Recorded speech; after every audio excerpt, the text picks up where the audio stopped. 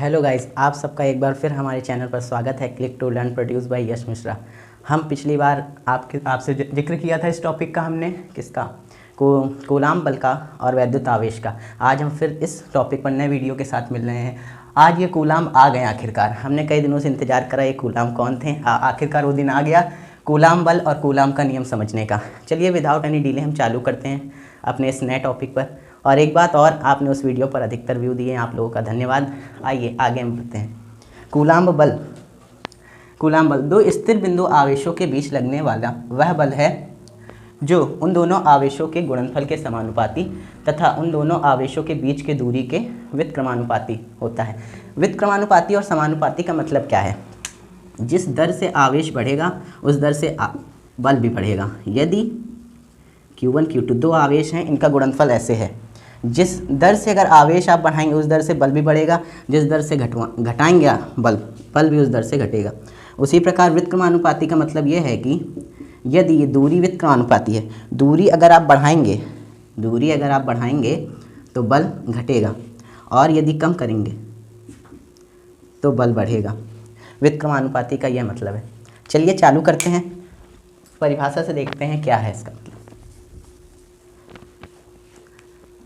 दो स्थिर बिंदु आवेशों के बीच लगने वाला आकर्षण एवं प्रतिकर्षण बल उन दो आवेशों के गुणनफल के समानुपाती, यानी F is proportional to Q1 Q2। हमने मान लिया कि वो दो आवेश Q1 Q2 हैं। चलिए यहाँ बना लेते हैं, ये Q1 ये Q2। इन दोनों आवेशों के बीच की दूरी क्या है?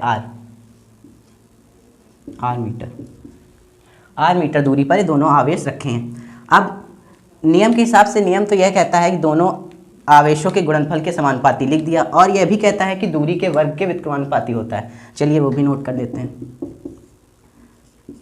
F is proportional to 1/r²। चलिए नोट कर लिया इससे भी। इन दोनों समीकरण को मिलाने पर हम क्या लिख सकते हैं? F is proportional to Q1 Q2/r²। लिख लिया। अब ये 9 से हम लोग जानते हैं, यदि प्रोपोर्शनल टू का सिंबल हटाते हैं तो कोई ना कोई नियतांक आता है। यहाँ पर भी एक नियतांक आएगा। चलिए देखते हैं वो कौन सा नियतांक है। F is equals to 1/4 pi epsilon nought into Q1 Q2/r²।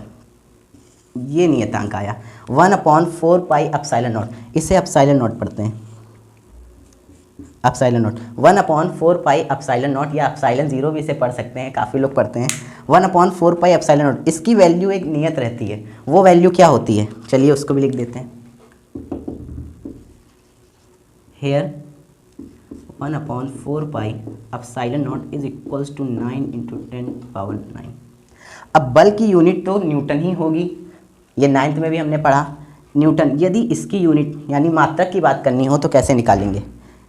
Q1 Q2 ये यहाँ डिवाइड में आ जाएगा, और ये r² इधर इंटू में आ जाएगा। ये इधर अकेला बचेगा, यानी इसका मात्रक हम लिख सकते हैं newton metre square upon coulomb square. आवेशों का मात्रक हम जानते हैं कूलाम होता है। यहाँ दो आवेश हैं तो इनका इंटू करने पर कूलाम स्क्वायर हो जाएगा। तो हम मात्रक लिख सकते हैं न्यूटन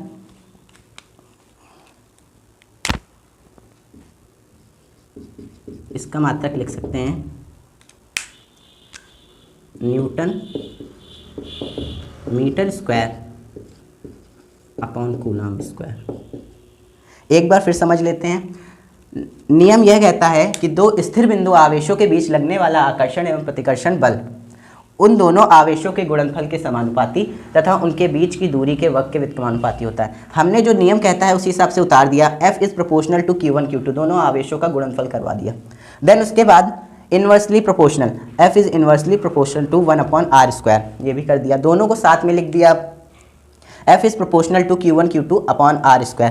अब 9 से हम लोग ये जानते हैं, यदि प्रोपोर्शनल टू का सिंबल हटाएंगे तो कोई ना कोई नियतांक आएगा। वो नियतांक क्या है? F is equals to 1/4 pi epsilon nought into Q1 Q2/r²। नियतांक ये है 1/4 पाई एप्सिलॉन नॉट। इसकी एक नियत वैल्यू भी है।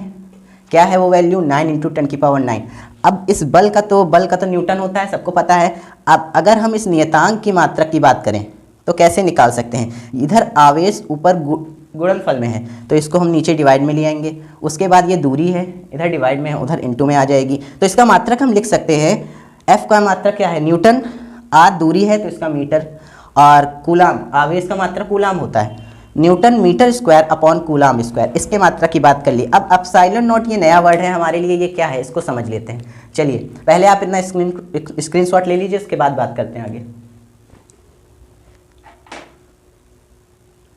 चलिए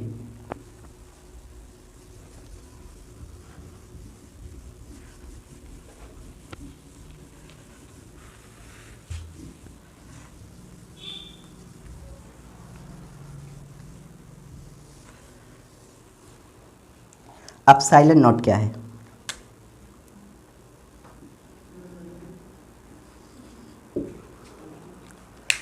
एप्सिलॉन नॉट या एप्सिलॉन जीरो, निर्वात एवं वायु में वैद्युतशीलता, निर्वात एवं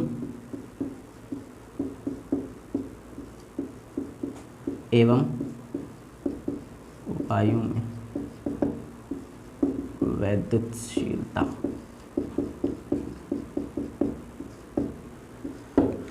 वैद्युतशीलता, निर्वात एवं वायु में वैद्युतशीलता। यदि आपको यहाँ नहीं दिख रहा हो, इसको मैं नीचे लिख देता हूँ। चलिए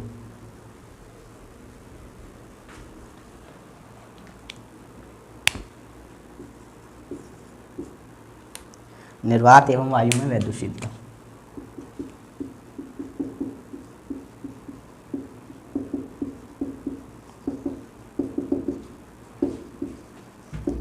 वैद्युतशीलता। एप्सिलॉन नॉट हमें यह बताता है कि दो स्थिर बिंदु आवेश वायु अथवा निर्वात में कितना बल लगा सकते हैं। एप्सिलॉन नॉट हमें यह बोध कराता है या हमें यह बताता है कि दो स्थिर बिंदु आवेश वायु अथवा निर्वात में कितना बल इस्तेमाल कर सकते हैं, उपयोग कर सकते हैं। जो भी आप सुटेबल हो वो आप कहिए। जैसे हमने अभी लिया था, ये Q1 है और इधर Q2 है, इन दोनों के बीच की दूरी r² है। अभी ये दोनों आवेश वायु में रखे हैं, तो इनका 1/4π इनका परावैद्युतांक जो है वो 1 है। वायु अथवा निर्वात में परावैद्युतांक जो K होता है वो =1। यदि इनके बीच कोई और कांच आ जाए या फिर कोई लकड़ी रख दी जाए या कोई और अन्य माध्यम रख दिया जाए तो ये बल उतना ही नहीं रहेगा, बढ़ जाएगा, क्योंकि वायु अथवा निर्वात में जो परावैद्युतांक होता है सबसे न्यूनतम और कम होता है। इसके अलावा जब किसी और चीज़ इनके बीच में रख दी जाएगी तो उनका परावैद्युतांक सदैव 1 से क्या होगा? बड़ा होगा। 1 से जब कोई संख्या बड़ी अगर इंटू कराते हैं हम किसी के साथ तो वो बढ़ जाती है। तो अगर हम वायु अथवा निर्वात में बल की बात करते हैं तो F = 1/4πε0। F = ये एयर की बात कर रहे हैं, 1/4πε0 into Q1 Q2 upon r²। ये वायु अथवा निर्वात के लिए है, क्योंकि इसके आगे हम K इसलिए नहीं लगाते क्योंकि K का मान 1 हो जाएगा। 1 से कोई भी फर्क नहीं पड़ना इसकी वैल्यू में। यदि हम यहाँ पर कोई और अन्य पदार्थ यानी K रख देते हैं, K कुछ भी हो सकता है, कांच, पानी, ठोस, कुछ भी रख दिया हमने, तो इसके मान में फ़र्क आ जाएगा।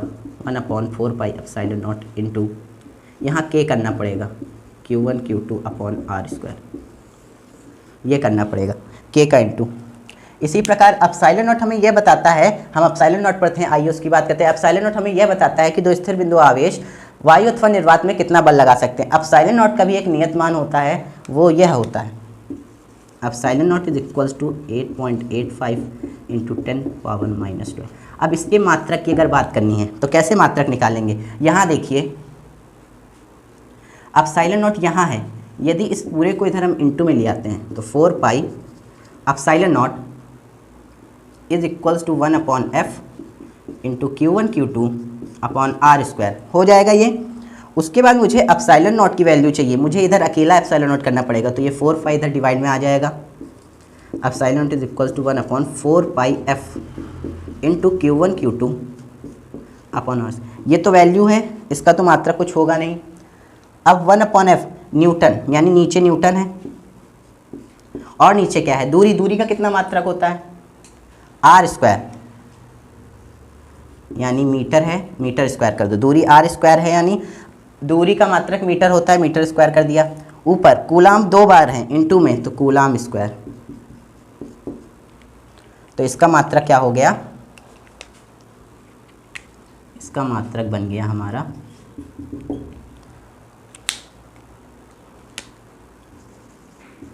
Coulomb square upon newton metre square,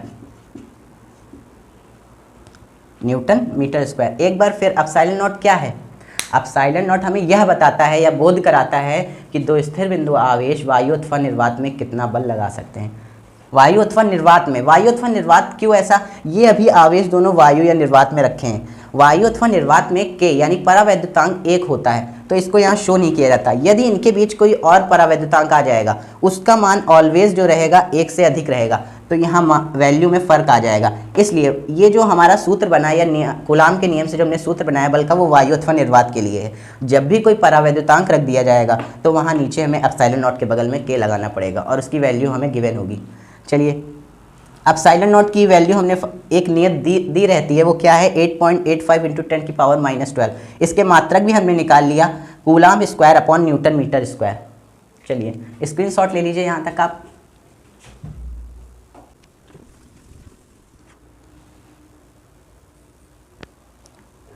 चलिए, हम कहाँ पर थे? एप्सिलॉन नॉट पर। हम एप्सिलॉन नॉट जान चुके हैं क्या है, परंतु हम लोग ये भूल गए यहाँ पर विमा निकालना। विमा जल्दी जल्दी आपको एक बार बता देता हूँ, फिर अपने नेक्स्ट टॉपिक पर चलता हूँ। विमा, सबकी विमाएँ एक लाइन से देख लेते हैं, सबकी विमाएँ देख लेते हैं। पहले तो बल की देख लेते हैं। बल की हालांकि आप लोग को पता होनी चाहिए और पता भी होगी, फिर भी हम बता देते हैं। बल की क्या रहती है? न्यूटन मात्रक होता है। F बराबर ma हमने जाना है। ए की रहती है LT-2, इसकी रहती है m, यानी बल की आ जाएगी आपके, बल की आ जाएगी MLT-2। इसके बाद नियतांक की बात कर लेते हैं। जो नियतांक आया था, क्या आया था? 1/4 pi epsilon nought into Q1 Q2 upon R² से F, तो 1/4 pi epsilon nought equals to F into R² upon Q1 Q2। अब इससे हम इसका मात्रक बना लेते हैं। क्या बना मात्रक? Newton metre square upon coulomb square. बन गया कूलाम स्क्वायर। अब इसकी विमा देखते हैं। विमा न्यूटन की तो अभी हमने निकाली, क्या निकाली? MLT-2 निकाल ली, इसको अलग रख दीजिए। मीटर यानी ये लेंथ की है, L⁻², इसको भी बंद कर दिया। कूलाम, Q बराबर IT होता है, I धारा होती है एम्पियर, तो इसका भी मी में लिखा जाता है कैपिटल A, और T टाइम है तो कैपिटल T। तो यहाँ कूलाम का स्क्वायर है तो यहाँ A² और T², इसको क्लोज कर। अब ये M ऐसे ही रहेगा, L³ हो जाएगा 2A⁻1 ये L³। उसके बाद T-2 और ये पावर ऊपर जाएगी -2 यानी T⁻⁻4, और A² है यहाँ पर, ये भी ऊपर जाएगा A⁻²। ये बन गई विमा इसकी। चलिए एक और है, एप्सिलॉन नॉट की विमा देख लेते हैं। एप्सिलॉन नॉट की विमा, एप्सिलॉन नॉट की विमा देख लेते हैं। Epsilon nought 1/4 pi epsilon nought equals to Q1 Q2 upon R², sorry गलत हो, into Q1 Q2 upon R² equals to F होता है। ये एप्सिलॉन नॉट यहाँ चला जाएगा, F यहाँ आ जाएगा। Epsilon nought equals to 1/4 pi F into Q1 Q2 upon R² हो जाएगा। ये हो गया। अब यहाँ पर ये F, ये न्यूटन नीचे आ गया और ये मीटर स्क्वायर यहाँ आ गया। ऊपर कितना? Q1 Q2 यानी coulomb square, coulomb square upon newton metre square. इसकी विमा कूलाम की अभी हमने देखा Q बराबर IT से AT हो जाएगी, पर यहाँ स्क्वायर है तो A² T², इसको बंद कर दिया। न्यूटन की भी ऊपर जानी क्या है? MLT-2 लिख दिया। और एक चीज़ और, यहाँ पे क्या बता? मीटर स्क्वायर यानी लेंथ का स्क्वायर कर दिया। अब ये M ऊपर जाएगा तो यहाँ M अकेला है अभी, तो M इन्वर्स कर दो, M इन्वर्स हो गया। और अब L की बारी है, L³ हो जाएगा यहाँ पर, 2 ये और 1 ये, तो L ऊपर जाएगा तो L इन्वर्स क्यूब हो गया। T² यहाँ पर है और T-2 यहाँ पर है, ऊपर जाएगी +2 यानी T की पावर पॉजिटिव में 4 होगी। उसके बाद A ऊपर ऑलरेडी है, A², बस ये बन गई इसकी विमा। विमाएँ सारी कंप्लीट हो चुकी हैं, यही छूट रहा था हमसे, विमाएँ भी आपकी कंप्लीट करा दी है। अब हम एक नया टॉपिक चालू करेंगे, कौन सा? सदिश निरूपण। ये कूलाम बल तो जान लिया, अब सदिश निरूपण आपको ये नेक्स्ट वीडियो में बताएंगे। चलिए आप स्क्रीनशॉट ले लीजिए। चलिए बाय गाइज।